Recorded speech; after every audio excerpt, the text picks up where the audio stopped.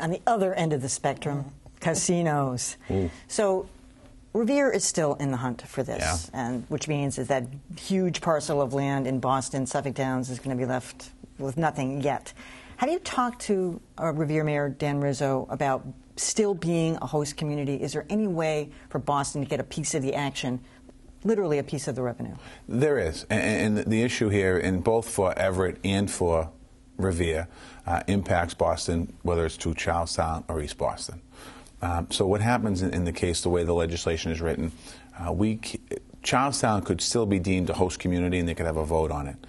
East Boston already had a vote, voted it down. There's a new vote in September, which will have Revere as the host community. Boston will be possibly deemed as what's called a surrounding community.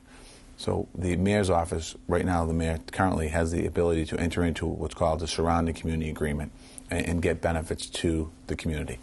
The advocates in East Boston who are opposed to a casino, I don't think are in favor of Boston entering into that agreement. I have not really made a public statement on it, and I'm going to probably right now.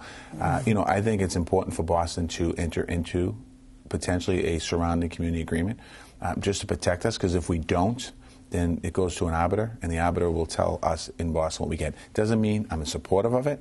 I said on the campaign trail, and I said even when I supported legislation on Beacon Hill, whatever the community decides, the community decides. And the community of East Boston decided against the casino, so I stand with the community of East Boston. To protect Boston, however, I think it's important for us to look at the surrounding community agreement. The thing that's concerning about both of those casino proposals is they're literally 2 or 3 feet away from Boston.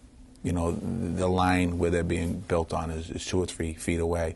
So we're going to feel the impacts.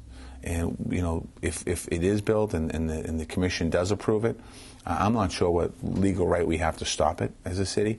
But if it does get built down the road, I want to make sure that Boston has the benefits, or some benefits of that, the impact of what's going to happen.